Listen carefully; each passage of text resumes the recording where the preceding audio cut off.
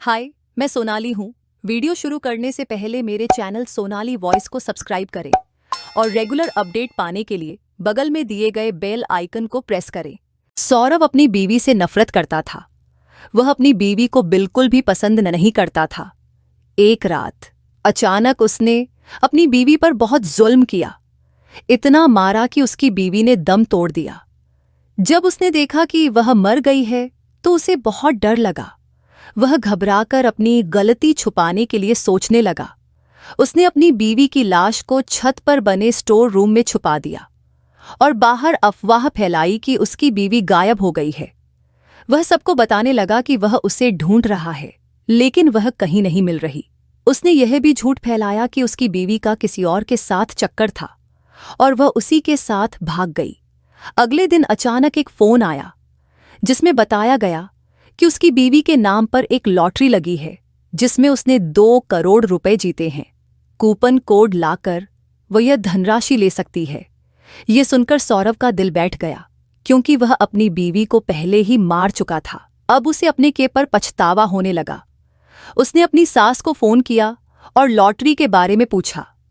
जब उसने coupon code के बारे में जानकारी मांगी तो सास ने बताया कि वह कोड उसकी बीवी ने अपने गले में पहने ताबीज में रखा था।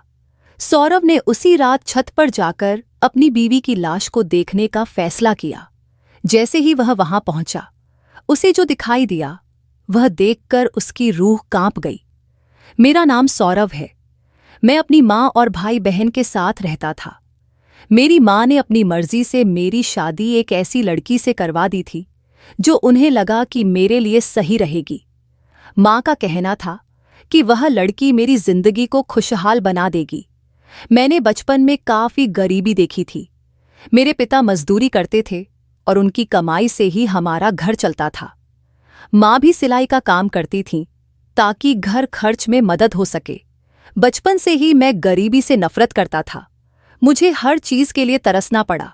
जब भी मैं किसी को अच्छे कपड़े या अच्छा खाना खाते देखता, मेरा दिल टूट जाता। मैंने ठान लिया था कि मुझे अमीर बनना है और अमीर लड़की से ही शादी करनी है। मेरी शक्ल सूरत अच्छी थी, लेकिन जेब खाली थी। मैंने माँ से कहा कि मेरी शादी किसी अमीर लड़की से करवा दें। माँ मेरी बात सुनकर गुस्सा हो गईं और मुझे समझाने लगीं कि पहले पढ़ाई करो, किसी काबिल बनो, तब जाकर ऐसा सोचो। लेकिन मैं जिद्दी था। मैंने मेहनत करना शुरू कर दिया और खुद को अमीर दिखाने के लिए कपड़े लत्ते किराए पर लेने लगा। काफी समय तक मैं अमीर बनने का नाटक करता रहा, लेकिन कोई फायदा नहीं हुआ। उल्टा मैं कर्ज में डूब गया। मजबूरन छोटा मोटा काम करना पड़ा। इस दौरान मेरी माँ ने मेरे लिए लड़की ढूंढनी शुरू कर दी। एक दिन माँ ने मुझे बताया कि लड़की वाले घर आ रहे हैं। यह सुनकर मैं गुस्सा हो गया। लड़की वाले आए। उन्हें मैं और हमारा घर पसंद आ गया। उन्होंने शादी के लिए हाँ कर दी। माँ बहुत खुश थीं, लेकिन मैं नहीं था। मुझे अमीर लड़की चाहिए थी। शादी के बाद भी मेरा लालच कम नहीं हुआ। मैं पैसों के पीछे भागता रहा। इंसानियत और रिश्तों का मोल मेरे लिए खत्म हो चुका था। लेकिन मेरी माँ ने लालच के आगे कभी घुटने नहीं टेके। इंसानियत और अच्छे किरदार को पैसे से ज्यादा महत्व देने वाली मेरी माँ ने मेरी मर्जी के खिलाफ मेरी मंगनी करवा दी। उसी दिन शादी की तारीख भी तय कर दी गई। मुझे इस शादी से जरा भी खुशी नहीं थी। मैं इस रिश्ते को किसी भी तरह तोड़ना चाहता था। शादी की तारीख 3 महीने बाद तय हुई थी और मैंने उन 3 महीनों में भरसक कोशिश की कि यह रिश्ता खत्म हो जाए। लड़की के घर वाले गरीब थे, इसलिए मुझे यह रिश्ता बिल्कुल पसंद नहीं था। लेकिन मेरी हर कोशिश नाकाम रही। शादी का दिन आ गया। मेरी माँ बहुत खुश थी, क्योंकि यह उनका चुना हुआ रिश्ता था। लेकिन मेरी खुशी गायब थी। मैं पूरे दिन गुस्से में बैठा रहा। निकाह के वक्त भी यही सोच रहा था कि इस शादी से कैसे छुटकारा पाऊं। फिर अचानक मेरे दिमाग में एक खतरनाक योजना आई। मेरे चेहरे पर एक मुस्कान आ गई, क्योंकि अब मुझे इस शादी से छुटकारा पाने का रास्ता मिल गया था। मुझे बस सही वक्त का इंतजार था। शादी की सभी रस्में खत्म होने के बाद जब मैं अपनी बीवी के कमरे में गया तो उसे बेड पर बैठे मेरा इंतजार करते देखा। उसे देखकर मेरे दिल को थोड़ी राहत मिली। उसकी खूबसूरती ने मुझे उसकी ओर खींच लिया। मैंने अपनी खतरनाक योजना को वहीं छोड़ दिया और सोचा कि अब शादी हो ही गई है तो क्या फर्क पड़ता है कि लड़की गरीब है। मेरी बीवी बहुत खूबसूरत थी। हमने शादी के बाद कुछ समय खुशी खुशी बिताया, लेकिन 1 महीने बाद मेरी बीवी ने मायके जाने की बात की। मैंने उसे खुशी खुशी भेज दिया। जाने से पहले उसने मुझसे कहा कि उसके पास मेरे लिए एक बड़ा सरप्राइज है। मैंने उससे पूछा कि वह क्या है, लेकिन उसने कहा कि वह लौटकर बताएगी। उसके मायके जाने के बाद मुझे अपनी योजना याद आई। मैंने अपने आप को कोसा कि मैं पहले क्यों नहीं कुछ कर सका। अब मैंने ठान लिया कि इस बार अपनी योजना पर अमल करूंगा।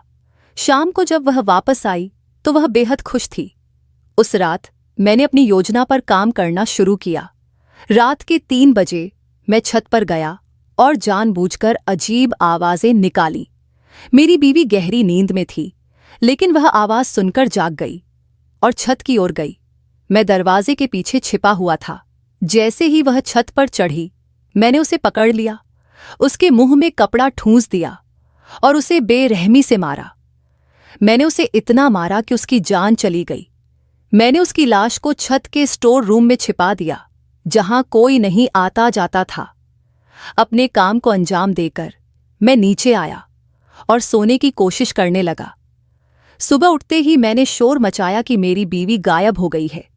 मैंने यह अफवाह फैलाई कि उसका किसी के साथ चक्कर था और वह उसी के साथ भाग गई। मोहल्ले और रिश्तेदारों में यह बात आग की तरह फैल गई। सब मेरी बीवी को बुरा भला कहने लगे, यहां तक कि उसके मायके वाले भी शर्म से सिर झुकाए खड़े थे। मैं अंदर ही अंदर खुश था कि मेरी योजना कामयाब हो गई। लेकिन उसी दिन दोपहर में मुझे एक फोन आया। मैं बात करने के मूड में नहीं था, लेकिन फोन बार बार बज रहा था तो मैंने उठा लिया। दूसरी तरफ से एक आदमी ने मेरी बीवी का नाम लेकर कहा कि उसने 2 करोड़ रुपए की लॉटरी जीती है। कूपन कोड लाकर राशि ली जा सकती है। यह सुनकर मेरे पैरों तले जमीन खिसक गई। मैंने तुरंत अपनी सास को फोन किया और कूपन कोड के बारे में पूछा। उन्होंने बताया कि वह कोड मेरी बीवी ने अपने गले में ताबीज में रखा था। यह सुनकर मैं घबरा गया। छत पर स्टोर रूम में गया और दरवाजा खोला। वहां का मंजर देखकर मेरी रूह कांप गई। मेरी बीवी की लाश वहीं पड़ी थी और मैं सोचने लगा कि अगर यह सच सामने आ गया तो मेरा क्या होगा। मैं डर के मारे वापस कमरे में आ गया। मेरा पूरा शरीर पसीने से भीग चुका था। मैं सोचने लगा कि अब क्या करना चाहिए। लॉटरी और पैसे की बात तो मेरे दिमाग से गायब हो गई थी। मैंने एक बैग में कपड़े डाले और भागने की योजना बनाई, लेकिन फिर खुद से सवाल किया कि अगर कोई मुझसे पूछेगा कि कहाँ जा रहा हूं तो मैं क्या जवाब दूंगा। मेरा दिमाग काम नहीं कर रहा था। मैं समझ नहीं पा रहा था कि इस मुसीबत से कैसे निकलूं। सुबह ही मेरी बीवी घर से भाग गई थी और अब मैं भी भागने की तैयारी में था, लेकिन यह सोचकर कि कुछ ही घंटों के भीतर दोनों गायब हो जाएंगे, मुझे एहसास हुआ कि पूरा शक मुझ पर ही जाएगा। मैं दुविधा में था, भागूं या रुका रहूं। मेरा दिल जोर जोर से धड़क रहा था। उस वक्त मुझे पहली बार अपने लालच पर अफसोस हुआ। शाम होते होते मैंने निर्णय लिया कि रात के अंधेरे में ही सही मौका होगा भागने का। बैग पैक कर लिया और कमरे में बैठा समय काटने लगा। तभी मेरी माँ कमरे में आई। उनके चेहरे पर चिंता साफ झलक रही थी। क्या हुआ बेटा, तेरा चेहरा उतरा हुआ क्यों है? उन्होंने पूछा।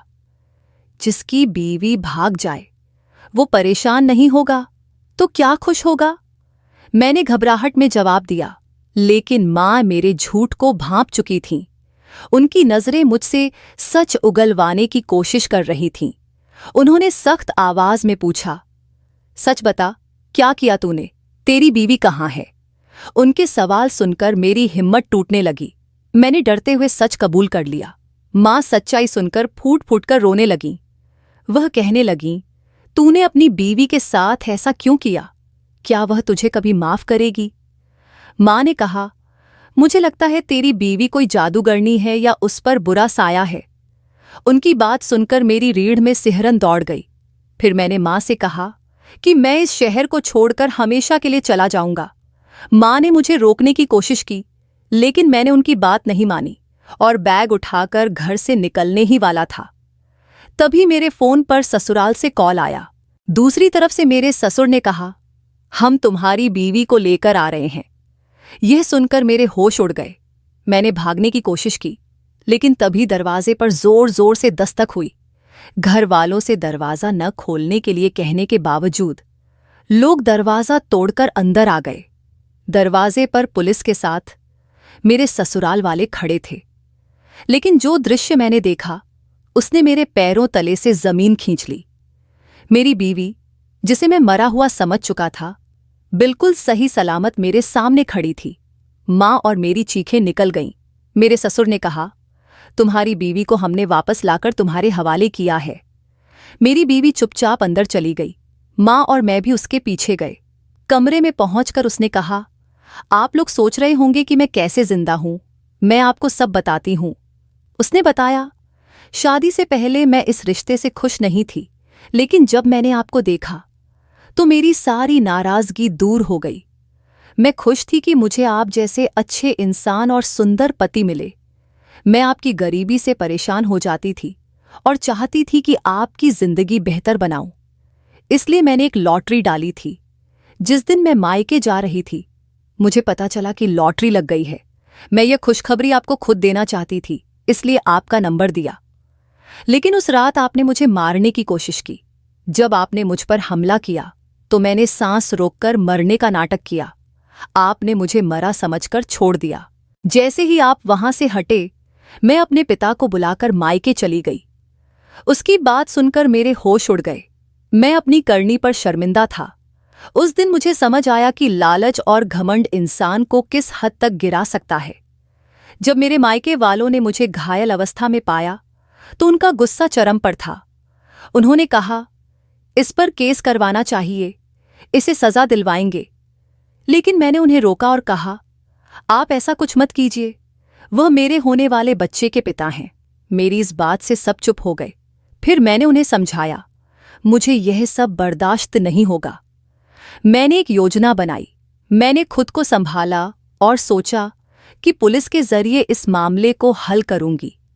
मेरे मायके वालों ने मुझे पूरी तरह से सपोर्ट किया। जब मैं उनके साथ आपके घर आई तो उन्होंने मुझे आपके हवाले कर दिया और चले गए। मेरे पिता ने इस दौरान मुझे पूरा सहारा दिया। जब मेरी बीवी ने ये सारी बातें बताईं तो मेरे घरवालों को बहुत हैरानी हुई। उन्होंने सोचा, इतना सब कुछ सहने के बाद भी यह औरत वापस क्यों आई? मुझे एहसास हुआ कि मैंने उसे खो दिया था। वह सिर्फ हमारे होने वाले बच्चे की वजह से वापस आई थी। यह मेरे लिए किसी चमत्कार से कम नहीं था कि मैंने उसे इतना मारा पीटा, फिर भी बच्चा सही सलामत था। यह सब सोचकर मैं उसकी तरफ बढ़ा और उसके पैरों में गिर गया। मैंने सच्चे दिल से माफ़ी मांगी। मैंने खुदा से भी माफ़ी मांगी। फिर मैंने अपनी बीवी से कहा, मुझे लॉटरी के पैसे नहीं चाहिए।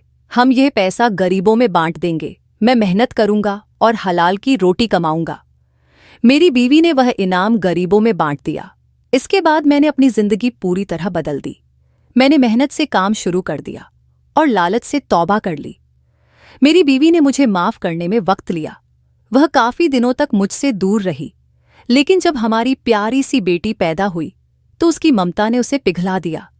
उसने मुझे एक और मौका दिया। मैंने उसकी इस मोहब्बत को अपनी जिंदगी का सबसे बड़ा तोहफा माना। इसके बाद हमारी मोहब्बत और बढ़ गई।